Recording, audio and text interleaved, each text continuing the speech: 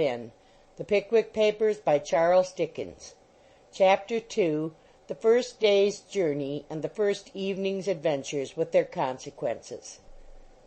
That punctual servant of all work, the sun, had just risen and begun to strike a light on the morning of the 13th of May, 1827, when Mr. Samuel Pickwick burst like another sun from his slumbers, threw open his chamber window, and looked out upon the world beneath. Goswell Street was at his feet. Goswell Street was on his right hand, as far as the eye could reach. Goswell Street extended on his left, and the opposite side of Goswell Street was over the way. Such, thought Mr. Pickwick, are the narrow views of those philosophers who, content with examining the things that lie before them, look not to the truths which are hidden beyond. As well might I be content to gaze on Goswell Street forever, without one effort to penetrate to the hidden countries which on every side surround it. And having given vent to this beautiful reflection, Mr. Pickwick proceeded to put himself into his clothes, and his clothes into his portmanteau. Great men are seldom over-scrupulous in the arrangement of their attire. The operation of shaving, dressing, and coffee imbibing was soon performed, and in another hour Mr. Pickwick, with his portmanteau in his hand, his telescope in his greatcoat pocket, and his notebook in his waistcoat, ready for the reception of any discoveries worthy of being noted down, had arrived at the coach-stand in St. Martin's-le-Grand. "Cab," said Mr. Pickwick. "Here you are, sir," shouted a strange specimen of the human race, in a sackcloth coat and apron of the same, who, with a brass label and number round his neck, looked as if he were catalogued in some collection of rarities. This was the waterman. "Here you are, sir. Now then, fust cab." And the first cab having been fetched from the public-house, where he had been smoking his first pipe, Mr. Pickwick and his portmanteau were thrown into the vehicle. "Golden Cross," said Mr. Pickwick. "Only a bob's worth, Tommy," cried the driver sulkily, for the information of his friend the waterman, as the cab drove off. "How old is that horse, my friend?" inquired Mr. Pickwick, rubbing his nose with the shilling he had reserved for the fare. 42, replied the driver, eyeing him askant. "What?" ejaculated Mr. Pickwick, laying his hand upon his notebook. The driver reiterated his former statement. Mr. Pickwick looked very hard at the man's face, but his features were immovable, so he noted down the fact forthwith. "And how long do you keep him out at a time?" inquired Mr. Pickwick, searching for further information. 2 or 3 weeks, replied the man. "Weeks!" said Mr. Pickwick in astonishment, and out came the notebook again. "He lives at Pentonville when he's at home," observed the driver coolly, "but we seldom takes him home on account of his weakness." "On account of his weakness?" reiterated the perplexed Mr. Pickwick. "He always falls down when he's took out of the cab," continued the driver, "but when he's in it, we bears him up wery tight and takes him in wery short, so as he can't wery well fall down, and we've got a pair of precious large wheels on, so when he does smooth they run after him, and he must go on, he can't help it." Mr. Pickwick entered every word of this statement in his notebook with the view of communicating it to the club as a singular instance of the tenacity of life in horses under trying circumstances. The entry was scarcely completed when they reached the Golden Cross. Down jumped the driver, and out got Mr. Pickwick. Mr. Tupman, Mr. Snodgrass, and Mr. Winkle, who had been anxiously waiting the arrival of their illustrious leader, crowded to welcome him. "Here's your fare," said Mr. Pickwick, holding out the shilling to the driver. What was the learned man's astonishment when that unaccountable person flung the money on the pavement, and requested in figurative terms to be allowed the pleasure of fighting him, Mr. Pickwick, for the amount. "You are mad," said Mr. Snodgrass. "Or drunk," said Mr. Winkle. "Or both," said Mr. Tupman. "Come on," said the cab driver, sparring away like clockwork. "Come on, all four on ye." "Here's a lark!" shouted half a dozen hackney coachmen. "Go to work, Sam!" And they crowded with great glee round the party. "What's the row, Sam?" inquired one gentleman in black calico sleeves. "Row?" replied the cabman. "What did he want my number for?" "I didn't want your number," said the astonished Mr. Pickwick. "What did you take it for, then?" inquired the cabman.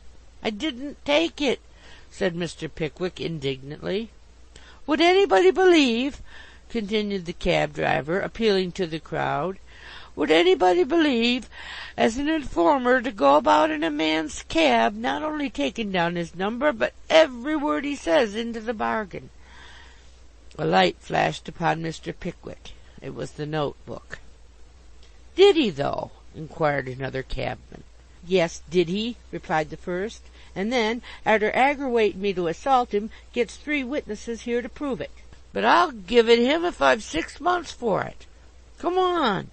And the cabman dashed his hat upon the ground with a reckless disregard of his own private property, and knocked Mr. Pickwick's spectacles off, and followed up the attack with a blow on Mr. Pickwick's nose, and another on Mr. Pickwick's chest, and a third in Mr. Snodgrass's eye, and a fourth, by way of variety, in Mr. Tupman's waistcoat, and then danced into the road, and then back again to the pavement, and finally dashed the whole temporary supply of breath out of Mr. Winkle's body, and all in half a dozen seconds. "Where's an officer?" said Mr. Snodgrass. "Put him under the pump," suggested a hot pieman. "You shall smart for this," gasped Mr. Pickwick. "Informers!" shouted the crowd. "Come on!" cried the cabman, who had been sparring without cessation the whole time. The mob hitherto had been passive spectators of the scene, but as the intelligence of the Pickwickians, being informers, was spread among them, they began to canvass with considerable vivacity the propriety of enforcing the heated pastry vendor's proposition, and there is no saying what acts of personal aggression they might have committed had not the affray been unexpectedly terminated by the interposition of a newcomer. "What's the fun?" said a rather tall, thin young man in a green coat, emerging suddenly from the coach-yard. "Informers!"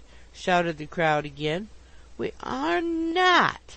roared Mr. Pickwick, in a tone which to any dispassionate listener carried conviction with it.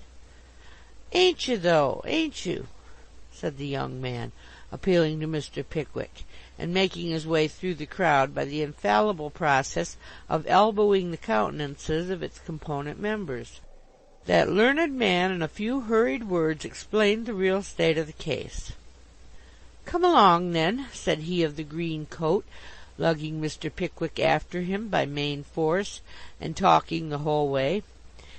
"Here, number 924, take your fare and take yourself off. Respectable gentlemen, know him well, none of your nonsense. This way, sir, where's your friends? All a mistake, I see. Never mind, accidents will happen. Best regulated families never say die. Down upon your luck. Pull him up. Put that in his pipe. Like the flavor. Damned rascals," and with a lengthened string of similar broken sentences, delivered with extraordinary volubility, the stranger led the way to the traveller's waiting-room, whither he was closely followed by Mr. Pickwick and his disciples. "Here, waiter!" shouted the stranger, ringing the bell with tremendous violence. "Glasses round, brandy and water, hot and strong, and sweet and plenty. Eye damaged, sir? Waiter, raw beefsteak for the gentleman's eye. Nothing like raw beefsteak for a bruise, sir. Cold lamp-post very good, but lamp-post inconvenient. Damned odd standing in the open street half an hour with your eye against a lamp-post, eh? Very good, ha ha!"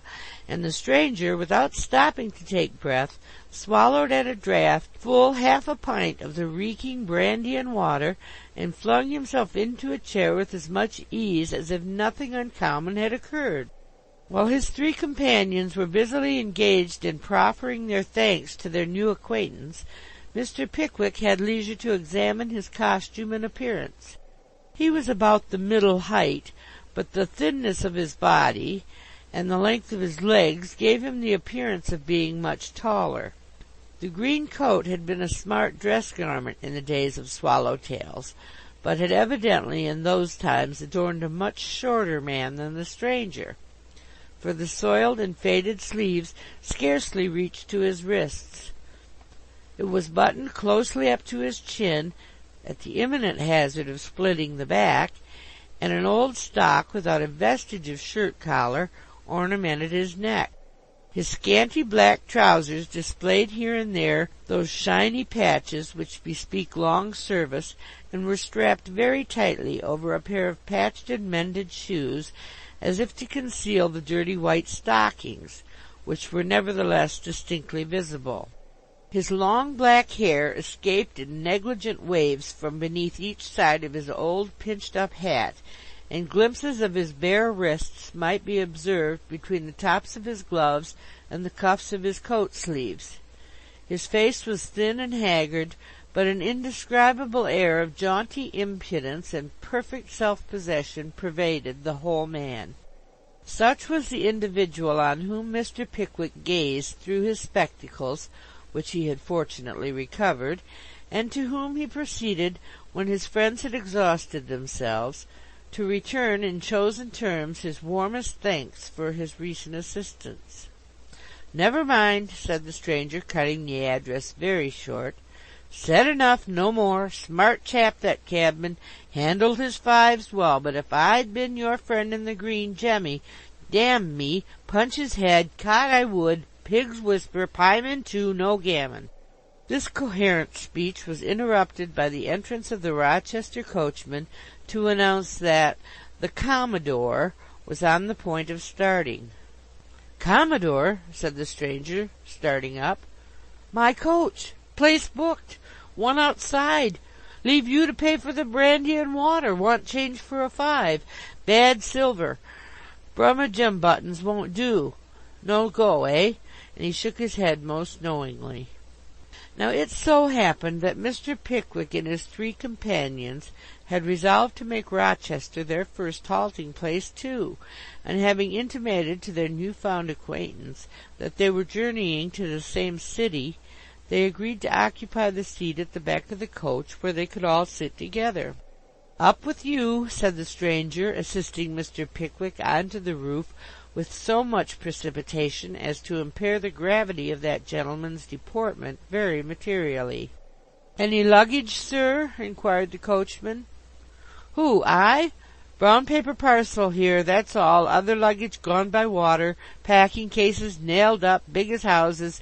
Heavy, heavy, damned heavy," replied the stranger, as he forced into his pocket as much as he could of the brown paper parcel, which presented most suspicious indications of containing one shirt and a handkerchief.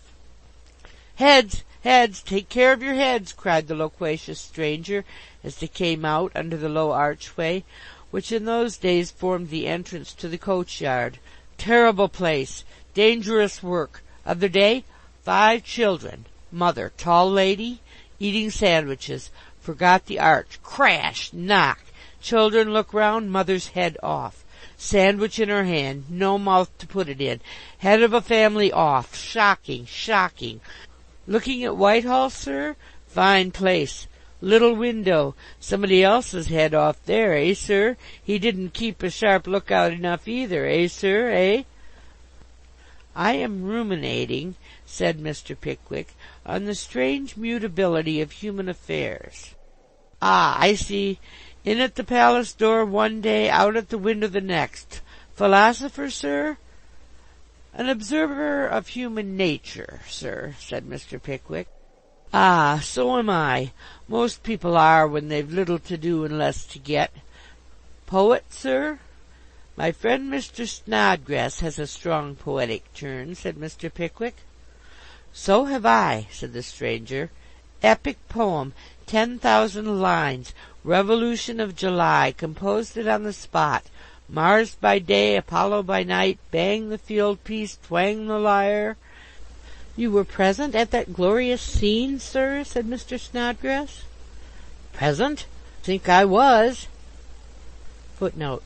A remarkable instance of the prophetic force of Mr. Jingle's imagination, this dialogue occurring in the year 1827 and the Revolution in 1830.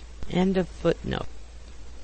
Fired a musket, fired with an idea, rushed into wine shop, wrote it down, back again, whiz, bang, another idea, wine shop again, pen and ink, back again, cut and slash, noble time, sir. Sportsman, sir? Abruptly turning to Mr. Winkle.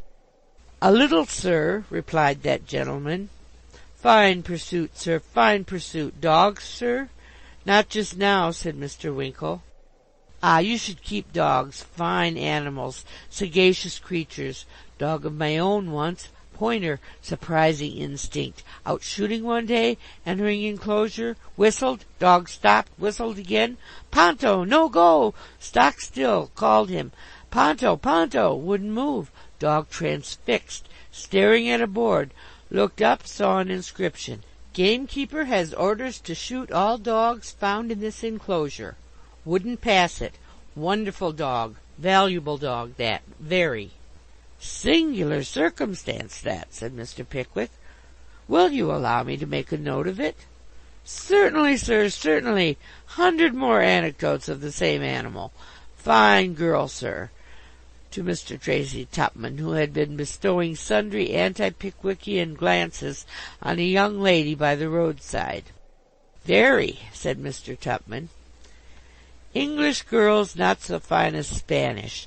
Noble creatures, jet hair, black eyes, lovely forms, sweet creatures, beautiful. You have been in Spain, sir? Said Mr. Tracy Tupman. Lived there ages.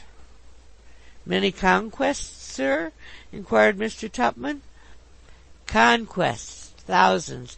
Don Bolaro Fizgig, grandee, only daughter, Donna Christina, splendid creature, loved me to distraction, jealous father, high-souled daughter, handsome Englishman, Donna Christina in despair, prussic acid, stomach pump in my portmanteau, operation performed, old Bolaro in ecstasies, consent to our union, join hands in floods of tears, romantic story, very. Is the lady in England now, sir? Inquired Mr. Tupman, on whom the description of her charms had produced a powerful impression. Dead, sir, dead, said the stranger, applying to his right eye the brief remnant of a very old cambric handkerchief. Never recovered the stomach pump. Undermined constitution, fell a victim. And her father? Inquired the poetic Snodgrass. Remorse and misery, replied the stranger.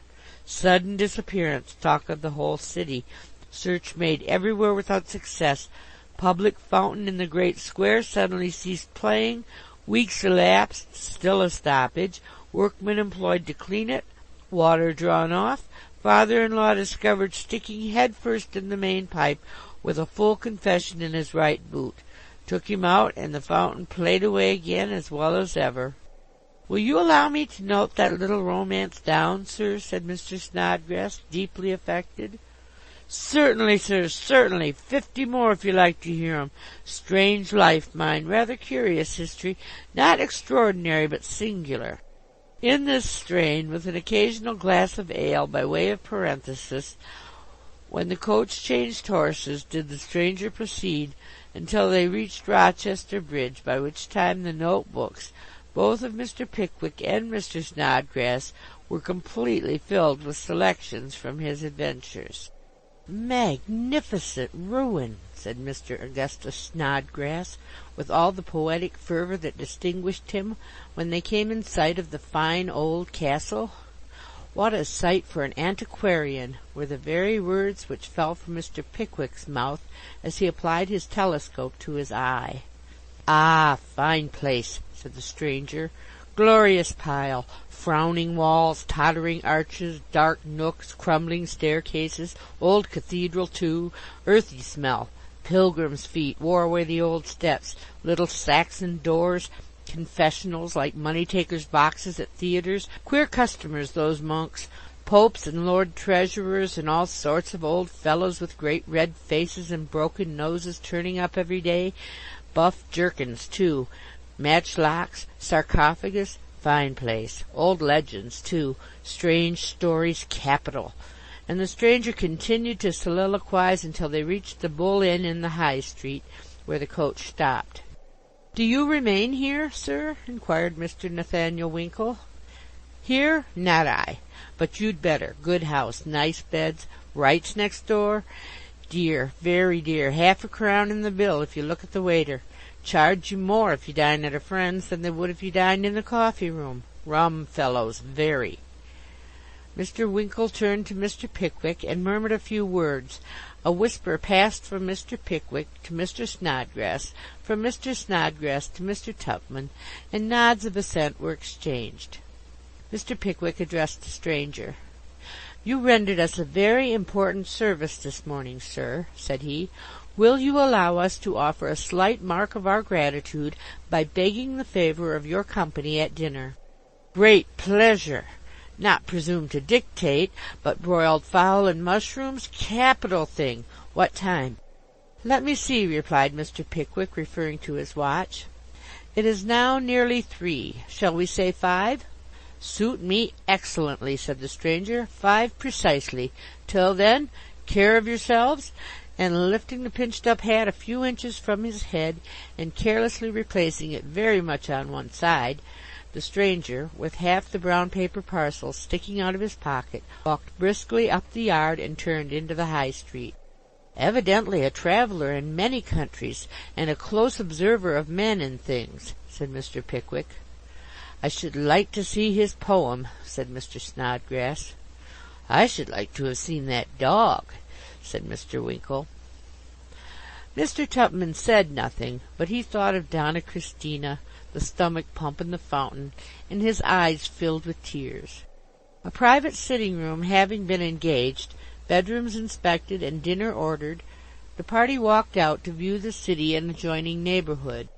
We do not find, from a careful perusal of Mr. Pickwick's notes of the 4 towns, Stroud, Rochester, Chatham, and Brompton, that his impressions of their appearance differ in any material point from those of other travellers who have gone over the same ground. His general description is easily abridged. "The principal productions of these towns," says Mr. Pickwick, "appear to be soldiers, sailors, Jews, chalk, shrimps, officers, and dockyard men. The commodities chiefly exposed for sale in the public streets are marine stores, hard bake, apples, flat fish, and oysters. The streets present a lively and animated appearance, occasioned chiefly by the conviviality of the military. It is truly delightful to a philanthropic mind to see these gallant men staggering along under the influence of an overflow both of animal and ardent spirits, more especially when we remember that the following them about, and jesting with them, affords a cheap and innocent amusement for the boy population.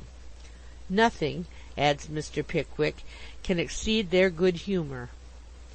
It was but the day before my arrival that one of them had been most grossly insulted in the house of a publican. The barmaid had positively refused to draw him any more liquor, in return for which he had, merely in playfulness, drawn his bayonet, and wounded the girl in the shoulder, and yet this fine fellow was the very first to go down to the house next morning and express his readiness to overlook the matter and forget what had occurred.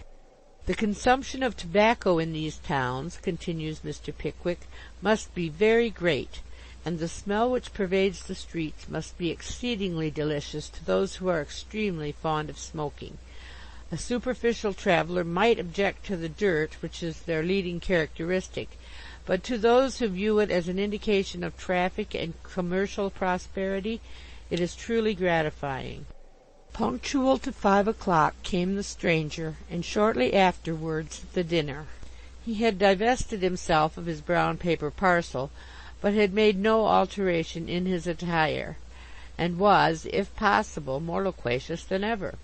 "What's that?" he inquired, as the waiter removed one of the covers. "Soles, sir." "Soles. Ah, capital fish. All come from London. Stage-coach proprietors get up political dinners. Carriage of soles. Dozens of baskets. Cunning fellows. Glass of wine, sir." "With pleasure," said Mr. Pickwick, and the stranger took wine, first with him, and then with Mr. Snodgrass, and then with Mr. Tupman, and then with Mr. Winkle, and then with the whole party together, almost as rapidly as he talked. "Devil of a mess on the staircase, waiter," said the stranger. "Forms going up, carpenters coming down, lamps, glasses, harps. What's going forward?" "Ball, sir," said the waiter. "Assembly, eh?" "No, sir, not assembly, sir. Ball for the benefit of a charity, sir." "Many fine women in this town, do you know, sir?" inquired Mr. Tupman with great interest. "Splendid. Capital. Kent, sir. Everybody knows Kent. Apples, cherries, hops, and women. Glass of wine, sir?" "With great pleasure," replied Mr. Tupman. The stranger filled and emptied. "I should very much like to go," said Mr. Tupman, resuming the subject of the ball. "Very much." "Tickets at the bar, sir," interposed the waiter. "Half a guinea each, sir." Mr. Tupman again expressed an earnest wish to be present at the festivity, but meeting with no response in the darkened eye of Mr. Snodgrass, or the abstracted gaze of Mr. Pickwick, he applied himself with great interest to the port wine and dessert which had just been placed on the table. The waiter withdrew, and the party were left to enjoy the cosy couple of hours succeeding dinner. "Beg your pardon, sir," said the stranger. "Bottle stands, pass it round, way of the sun, through the buttonhole, no heel taps," and he emptied his glass, which he had filled about 2 minutes before, and poured out another, with the air of a man who was used to it. The wine was passed, and a fresh supply ordered. The visitor talked. The Pickwickians listened. Mr. Tupman felt every moment more disposed for the ball. Mr. Pickwick's countenance glowed with an expression of universal philanthropy, and Mr. Winkle and Mr. Snodgrass fell fast asleep. "They're beginning upstairs," said the stranger. "Hear the company? Fiddles tuning. Now the harp. There they go." The various sounds which found their way downstairs announced the commencement of the first quadrille. "How I should like to go," said Mr. Tupman again.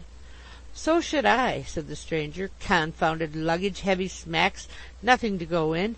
Odd, ain't it?" Now, general benevolence was one of the leading features of the Pickwickian theory, and no one was more remarkable for the zealous manner in which he observed so noble a principle than Mr. Tracy Tupman. The number of instances recorded on the transactions of the society in which that excellent man referred objects of charity to the houses of other members for left-off garments or pecuniary relief is almost incredible. "I should be very happy to lend you a change of apparel for the purpose," said Mr. Tracy Tupman, "but you are rather slim, and I am rather fat, grown-up Bacchus, cut the leaves, dismounted from the tub, and adopted Kersey, eh? Not double distilled, but double milled. Ha, ha! Pass the wine." Whether Mr. Tupman was somewhat indignant at the peremptory tone in which he was desired to pass the wine, which the stranger passed so quickly away, or whether he felt very properly scandalized at an influential member of the Pickwick Club being ignominiously compared to a dismounted Bacchus, is a fact not yet completely ascertained. He passed the wine, coughed twice, and looked at the stranger for several seconds with a stern intensity. As that individual, however, appeared perfectly collected and quite calm under his searching glance, he gradually relaxed, and reverted to the subject of the ball. "I was about to observe, sir," he said, "that though my apparel would be too large, a suit of my friend Mr. Winkle's would, perhaps, fit you better." The stranger took Mr. Winkle's measure with his eye, and that feature glistened with satisfaction as he said, "Just the thing." Mr. Tupman looked round him. The wine, which had exerted its somniferous influence over Mr. Snodgrass and Mr. Winkle, had stolen upon the senses of Mr. Pickwick. That gentleman had gradually passed through the various stages which precede the lethargy produced by dinner and its consequences. He had undergone the ordinary transitions from the height of conviviality to the depth of misery, and from the depth of misery to the height of conviviality. Like a gas lamp in the street, with the wind in the pipe, he had exhibited for a moment an unnatural brilliancy, then sank so low as to be scarcely discernible. After a short interval he had burst out again to enlighten for a moment, then flickered with an uncertain, staggering sort of light, and then gone out altogether. His head was sunk upon his bosom, and perpetual snoring, with a partial choke occasionally, were the only audible indications of the great man's presence. The temptation to be present at the ball, and to form his first impressions of the beauty of the Kentish ladies, was strong upon Mr. Tupman. The temptation to take the stranger with him was equally great. He was wholly unacquainted with the place and its inhabitants, and the stranger seemed to possess as great a knowledge of both as if he had lived there from his infancy. Mr. Winkle was asleep, and Mr. Tupman had had sufficient experience in such matters to know that the moment he awoke he would, in the ordinary course of nature, roll heavily to bed. He was undecided. "Fill your glass and pass the wine," said the indefatigable visitor. Mr. Tupman did as he was requested, and the additional stimulus of the last glass settled his determination. "Winkle's bedroom is inside mine," said Mr. Tupman. "I couldn't make him understand what I wanted if I woke him now, but I know he has a dress suit in a carpet bag, and supposing you wore it to the ball and took it off when we returned, I could replace it without troubling him at all about the matter." "Capital!" said the stranger. "Famous plan. Damned odd situation. 14 coats in the packing cases, and obliged to wear another man's. Very good notion, that, very." "We must purchase our tickets," said Mr. Tupman. "Not worth while splitting a guinea," said the stranger. "Toss who shall pay for both. I call. You spin. First time. Woman, woman, bewitching woman," and down came the sovereign with the dragon, called by courtesy a woman, uppermost. Mr. Tupman rang the bell, purchased the tickets, and ordered chamber candlesticks. In another quarter of an hour the stranger was completely arrayed in a full suit of Mr. Nathaniel Winkle's. "It's a new coat," said Mr. Tupman, as the stranger surveyed himself with great complacency in a cheval glass. "The first that's been made with our club button," and he called his companion's attention to the large gilt button which displayed a bust of Mr. Pickwick in the centre, and the letters P.C. on either side. "P.C.," said the stranger. "Queer set out. Old fellow's likeness and P.C. What does P.C. stand for? Peculiar coat, eh?" Mr. Tupman, with rising indignation and great importance, explained the mystic device. "Rather short in the waist, ain't it?" said the stranger, screwing himself round to catch a glimpse in the glass of the waist buttons, which were halfway up his back. "Like a general postman's coat. Queer coats those, made by contract, no measuring. Mysterious dispensations of Providence. All the short men get long coats, all the long men short ones."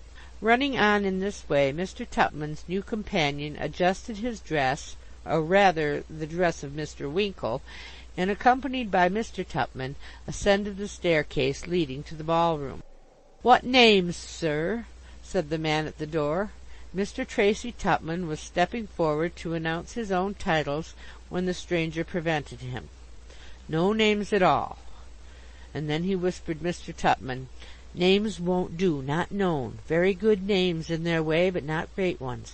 Capital names for a small party, but won't make an impression in public assemblies. Incog. the thing.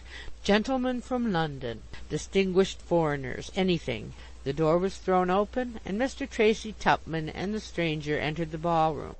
It was a long room with crimson-covered benches and wax candles in glass chandeliers.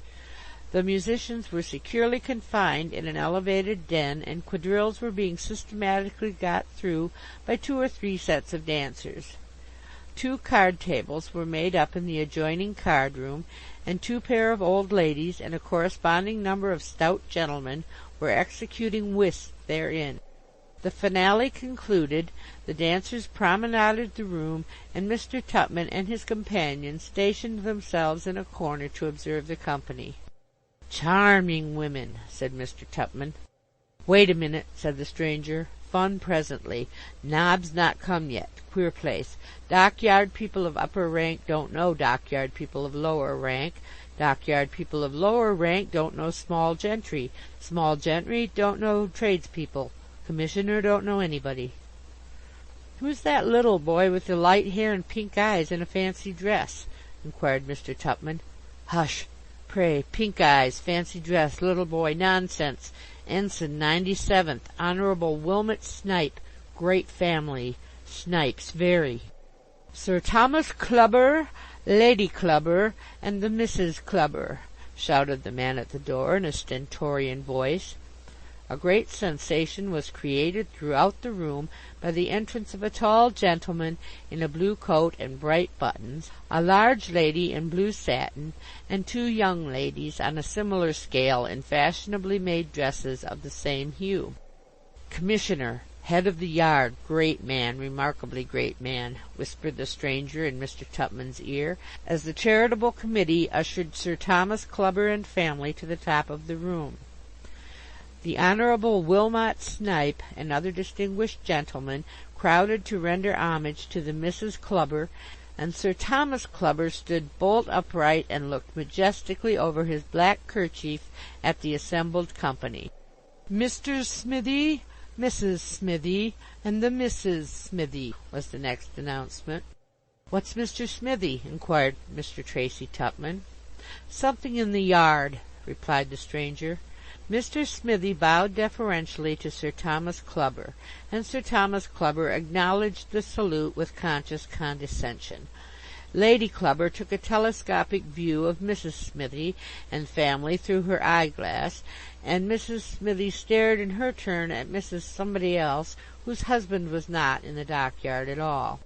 "Colonel Bulder, Mrs. Colonel Bulder, and Miss Bulder," were the next arrivals. "Head of the garrison," said the stranger, in reply to Mr. Tupman's inquiring look.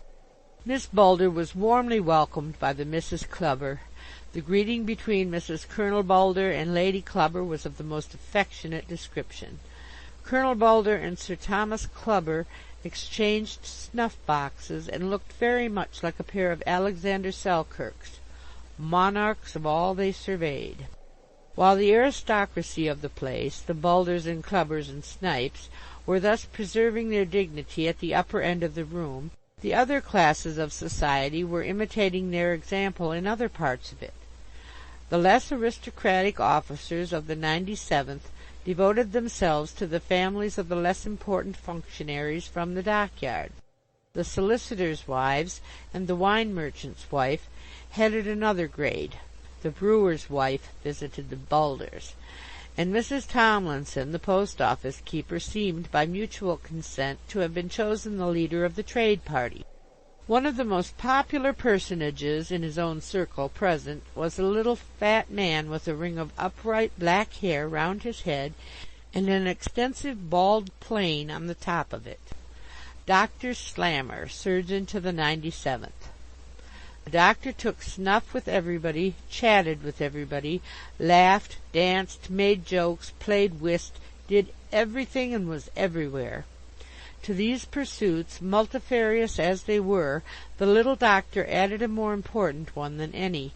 He was indefatigable in paying the most unremitting and devoted attention to a little old widow whose rich dress and profusion of ornament bespoke her a most desirable addition to a limited income. Upon the doctor and the widow the eyes of both Mr. Tupman and his companion had been fixed for some time, when the stranger broke silence. "Lots of money, old girl, pompous doctor, not a bad idea, good fun," were the intelligible sentences which issued from his lips.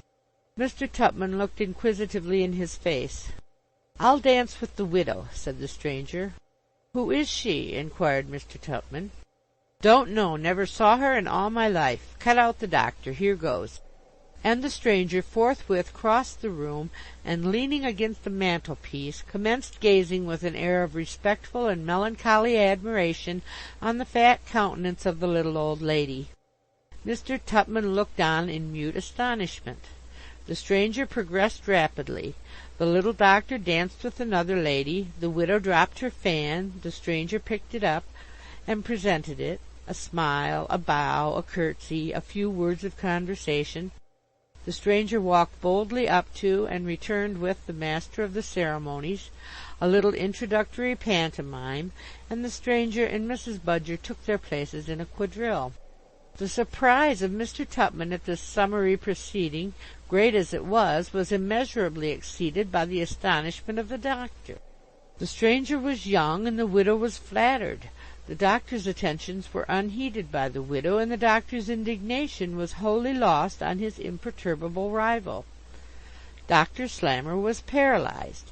He, Dr. Slammer of the 97th, to be extinguished in a moment by a man whom nobody had ever seen before, and whom nobody knew even now. Dr. Slammer of the 97th rejected? Impossible. It could not be. Yes, it was. There they were. What? Introducing his friend? Could he believe his eyes? He looked again, and was under the painful necessity of admitting the veracity of his optics. Mrs. Budger was dancing with Mr. Tracy Tupman. There was no mistaking the fact. There was the widow before him, bouncing bodily here and there with unwonted vigor, and Mr. Tracy Tupman hopping about with a face expressive of the most intense solemnity, dancing, as a good many people do, as if a quadrille were not a thing to be laughed at, but a severe trial to the feelings which it requires inflexible resolution to encounter. Silently and patiently did the doctor bear all this, and all the handings of negus, and watching for glasses, and darting for biscuits, and coquetting that ensued. But a few seconds after the stranger had disappeared to lead Mrs. Budger to her carriage, he darted swiftly from the room, with every particle of his hitherto bottled-up indignation effervescing from all parts of his countenance in a perspiration of passion. The stranger was returning, and Mr. Tupman was beside him. He spoke in a low tone, and laughed.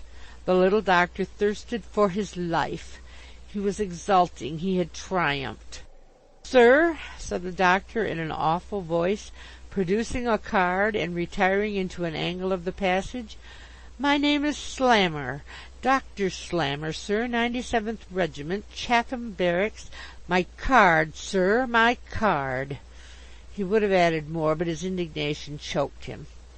"Ah," replied the stranger coolly, "Slammer, much obliged. Polite attention. Not ill now, Slammer, but when I am, knock you up." "You're a shuffler, sir," gasped the furious doctor, "a poltroon, a coward, a liar, will nothing induce you to give me your card, sir?" "Oh, I see," said the stranger, half aside.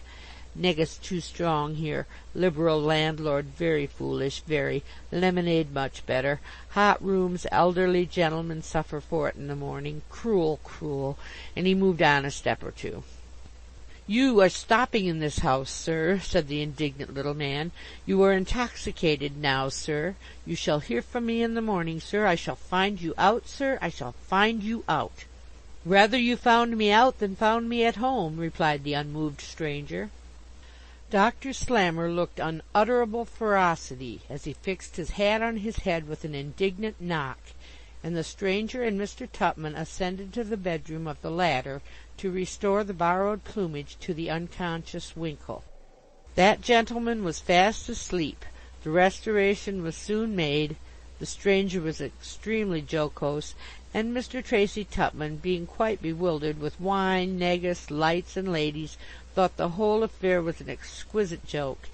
His new friend departed, and after experiencing some slight difficulty in finding the orifice in his nightcap, originally intended for the reception of his head, and finally overturning his candlestick in his struggles to put it on, Mr. Tracy Tupman managed to get into bed by a series of complicated evolutions, and shortly afterwards sank into repose. 7 o'clock had hardly ceased striking on the following morning when Mr. Pickwick's comprehensive mind was aroused from the state of unconsciousness in which slumber had plunged it by a loud knocking at his chamber door. "Who's there?" said Mr. Pickwick, starting up in bed. "Boots, sir." "What do you want?" "Please, sir, can you tell me which gentleman of your party wears a bright blue dress coat with a gilt button with P.C. on it?" "It's been given out to brush," thought Mr. Pickwick, "and the man has forgotten whom it belongs to." "Mr. Winkle," he called out, "next room but 2 on the right hand." "Thank you, sir," said the Boots, and away he went. "What's the matter?" cried Mr. Tupman, as a loud knocking at his door roused him from his oblivious repose. "Can I speak to Mr. Winkle, sir?" replied Boots from the outside. "Winkle! Winkle!" shouted Mr. Tupman, calling into the inner room. "Hullo!" replied a faint voice from within the bedclothes. "You're wanted. Someone at the door." And having exerted himself to articulate thus much, Mr. Tracy Tupman turned round and fell fast asleep again. "Wanted!" said Mr. Winkle, hastily jumping out of bed and putting on a few articles of clothing. "Wanted! At this distance from town! Who on earth can want me?" "Gentleman in the coffee room, sir," replied the Boots, as Mr. Winkle opened the door and confronted him. "Gentleman says he'll not detain you a moment, sir, but he can take no denial." "Very odd," said Mr. Winkle. "I'll be down directly." He hurriedly wrapped himself in a travelling shawl and dressing gown, and proceeded downstairs. An old woman and a couple of waiters were cleaning the coffee room, and an officer in undressed uniform was looking out of the window. He turned round as Mr. Winkle entered, and made a stiff inclination of the head. Having ordered the attendants to retire and closed the door very carefully, he said, "Mr. Winkle, I presume?" "My name is Winkle, sir." "You will not be surprised, sir, when I inform you that I have called here this morning on behalf of my friend, Dr. Slammer of the 97th. "Dr. Slammer?" said Mr. Winkle. "Dr. Slammer. He begged me to express his opinion that your conduct of last evening was of a description which no gentleman could endure, and," he added, "which no one gentleman would pursue towards another." Mr. Winkle's astonishment was too real and too evident to escape the observation of Dr. Slammer's friend. He therefore proceeded. "My friend, Dr. Slammer, requested me to add that he was firmly persuaded you were intoxicated during a portion of the evening, and possibly unconscious of the extent of the insult you were guilty of. He commissioned me to say that should this be pleaded as an excuse for your behaviour, he will consent to accept a written apology to be penned by you from my dictation." "A written apology!" repeated Mr. Winkle, in the most emphatic tone of amazement possible. "Of course you know the alternative," replied the visitor coolly. "Were you entrusted with this message to me by name?" inquired Mr. Winkle, whose intellects were hopelessly confused by this extraordinary conversation. "I was not present myself," replied the visitor, "and in consequence of your firm refusal to give your card to Dr. Slammer, I was desired by that gentleman to identify the wearer of a very uncommon coat, a bright blue dress coat with a gilt button displaying a bust and the letters P.C. Mr. Winkle actually staggered with astonishment as he heard his own costume thus minutely described. Dr. Slammer's friend proceeded. "From the inquiries I made at the bar just now, I was convinced that the owner of the coat in question arrived here with 3 gentlemen yesterday afternoon. I immediately sent up to the gentleman who was described as appearing the head of the party, and he at once referred me to you. If the principal tower of Rochester Castle had suddenly walked from its foundation and stationed itself opposite the coffee-room window, Mr. Winkle's surprise would have been as nothing compared with the profound astonishment with which he had heard this address. His first impression was that his coat had been stolen. 'Will you allow me to detain you one moment?' said he. 'Certainly,' replied the unwelcome visitor. Mr. Winkle ran hastily upstairs, and with a trembling hand opened the bag. There was the coat in its usual place, but exhibiting, on a close inspection, evident tokens of having been worn on the preceding night. "It must be so," said Mr. Winkle, letting the coat fall from his hands. "I took too much wine after dinner, and have a very vague recollection of walking about the streets and smoking a cigar afterwards. The fact is, I was very drunk. I must have changed my coat, gone somewhere, and insulted somebody. I have no doubt of it. And this message is a terrible consequence." Saying which, Mr. Winkle retraced his steps in the direction of the coffee-room, with the gloomy and dreadful resolve of accepting the challenge of the warlike Dr. Slammer, and abiding by the worst consequences that might ensue. To this determination Mr. Winkle was urged by a variety of considerations, the first of which was his reputation with the club. He had always been looked up to as a high authority on all matters of amusement and dexterity, whether offensive, defensive, or inoffensive, and if, on this very first occasion of being put to the test, he shrunk back from the trial beneath his leader's eye, his name and standing were lost for ever. Besides, he remembered to have heard it frequently surmised by the uninitiated in such matters, that by an understood arrangement between the seconds, the pistols were seldom loaded with ball, and furthermore he reflected that if he applied to Mr. Snodgrass to act as his second, and depicted the danger in glowing terms, that gentleman might possibly communicate the intelligence to Mr. Pickwick, who would certainly lose no time in transmitting it to the local authorities, and thus prevent the killing or maiming of his follower. Such were his thoughts when he returned to the coffee-room and intimated his intention of accepting the doctor's challenge. "Will you refer me to a friend to arrange the time and place of meeting?" said the officer. "Quite unnecessary," replied Mr. Winkle. "Name them to me, and I can procure the attendance of a friend afterwards." "Shall we say sunset this evening?" inquired the officer in a careless tone. "Very good," replied Mr. Winkle, thinking in his heart it was very bad. "You know Fort Pitt?" "Yes, I saw it yesterday." "If you will take the trouble to turn into the field which borders the trench, take the footpath to the left when you arrive at an angle of the fortification, and keep straight on till you see me, I will precede you to a secluded place where the affair can be conducted without fear of interruption." "Fear of interruption!"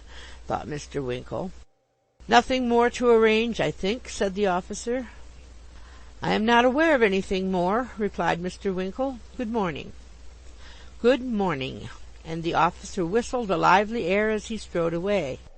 That morning's breakfast passed heavily off. Mr. Tupman was not in a condition to rise after the unwonted dissipation of the previous night. Mr. Snodgrass appeared to labour under a poetical depression of spirits, and even Mr. Pickwick evinced an unusual attachment to silence and soda water. Mr. Winkle eagerly watched his opportunity. It was not long wanting. Mr. Snodgrass proposed a visit to the castle, and as Mr. Winkle was the only other member of the party disposed to walk, they went out together. "Snodgrass," said Mr. Winkle, when they had turned out of the public street, "Snodgrass, my dear fellow, can I rely upon your secrecy?" As he said this, he most devoutly and earnestly hoped he could not. "You can," replied Mr. Snodgrass. "Hear me swear—" "No," interrupted Winkle, terrified at the idea of his companion's unconsciously pledging himself not to give information. Don't swear, it's quite unnecessary." Mr. Snodgrass dropped the hand which he had, in the spirit of poesy, raised towards the clouds as he made the above appeal, and assumed an attitude of attention. "I want your assistance, my dear fellow, in an affair of honour," said Mr. Winkle. "You shall have it," replied Mr. Snodgrass, clasping his friend's hand. "With a doctor, Dr. Slammer of the 97th," said Mr. Winkle, wishing to make the matter appear as solemn as possible. "An affair with an officer, seconded by another officer, at sunset this evening in a lonely field beyond Fort Pitt." "I will attend you," said Mr. Snodgrass. He was astonished, but by no means dismayed. It is extraordinary how cool any party but the principal can be in such cases. Mr. Winkle had forgotten this. He had judged of his friend's feelings by his own. "The consequences may be dreadful," said Mr. Winkle.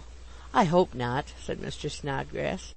"The doctor, I believe, is a very good shot," said Mr. Winkle. "Most of these military men are," observed Mr. Snodgrass calmly. "But so are you, ain't you?" Mr. Winkle replied in the affirmative, and perceiving that he had not alarmed his companion sufficiently, changed his ground. "Snodgrass," he said, in a voice tremulous with emotion, "if I fall, you will find in a packet which I shall place in your hands a note for my father." This attack was a failure also. Mr. Snodgrass was affected, but he undertook the delivery of the note as readily as if he had been a twopenny postman. "If I fall," said Mr. Winkle, "or if the doctor falls, you, my dear friend, will be tried as an accessory before the fact. Shall I involve my friend in transportation, possibly for life?" Mr. Snodgrass winced a little at this, but his heroism was invincible. "In the cause of friendship," he fervently exclaimed, "I would brave all dangers." How Mr. Winkle cursed his companion's devoted friendship internally, as they walked silently along, side by side, for some minutes, each immersed in his own meditations. The morning was wearing away. He grew desperate.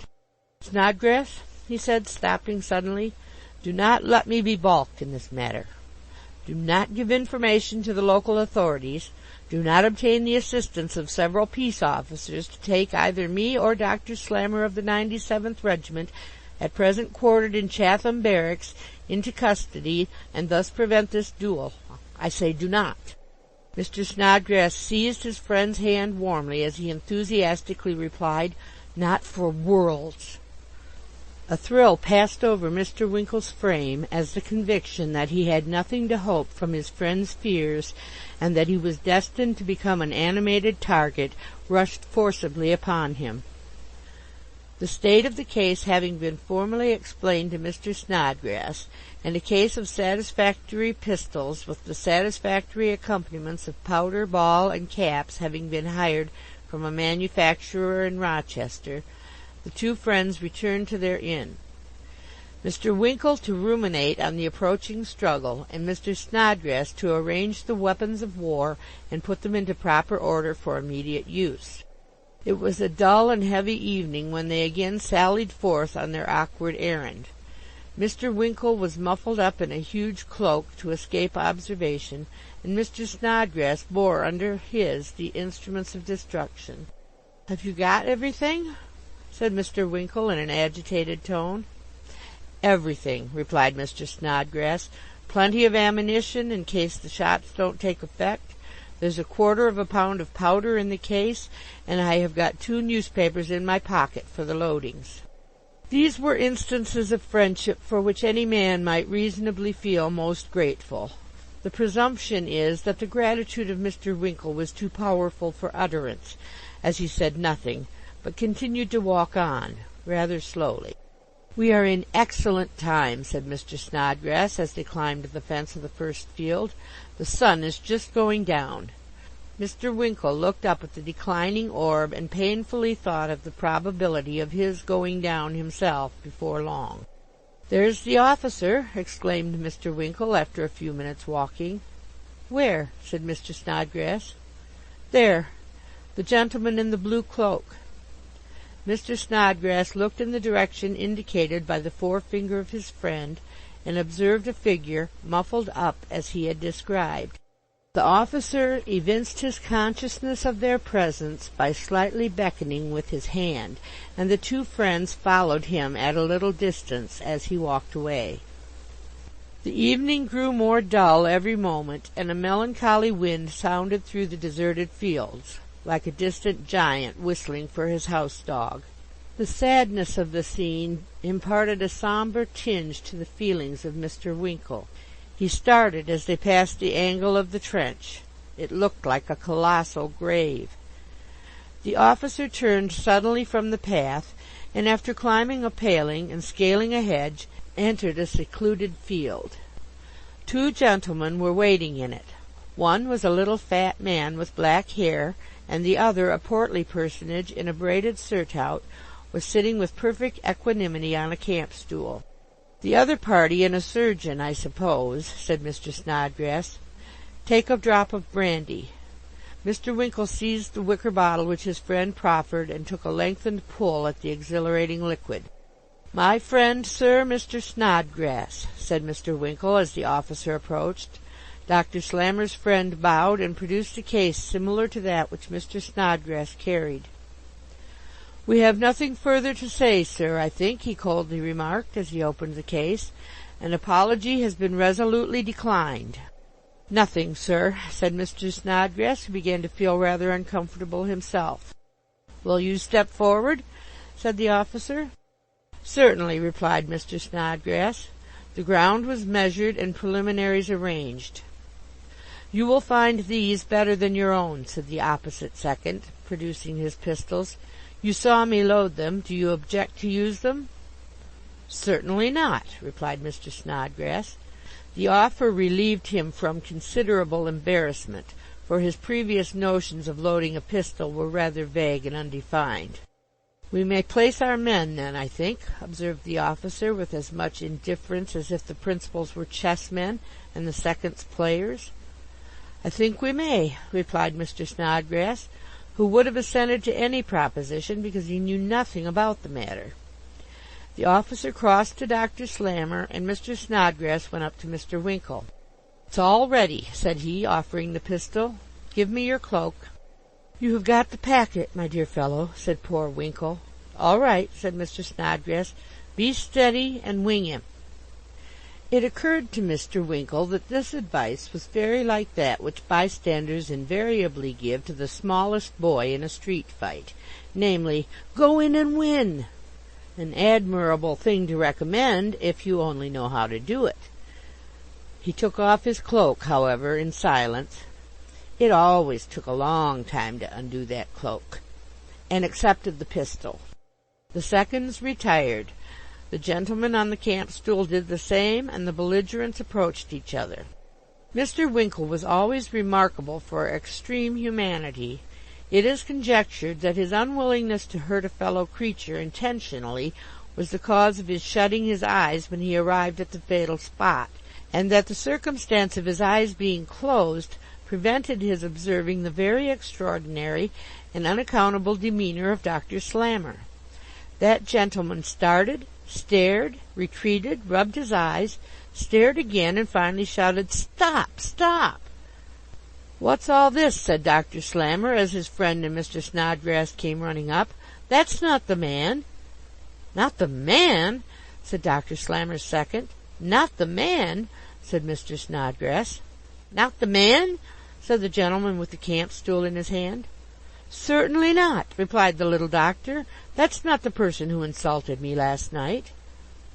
"Very extraordinary!" exclaimed the officer. "Very," said the gentleman with the camp-stool. "The only question is, whether the gentleman, being on the ground, must not be considered, as a matter of form, to be the individual who insulted our friend Dr. Slammer yesterday evening, whether he is really that individual or not." And having delivered this suggestion with a very sage and mysterious air, the man with the camp-stool took a large pinch of snuff and looked profoundly round with the air of an authority in such matters.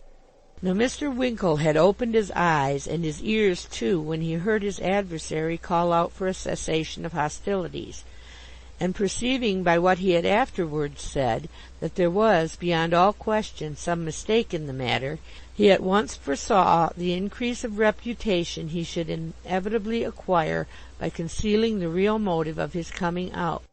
He therefore stepped boldly forward and said, "I am not the person. I know it."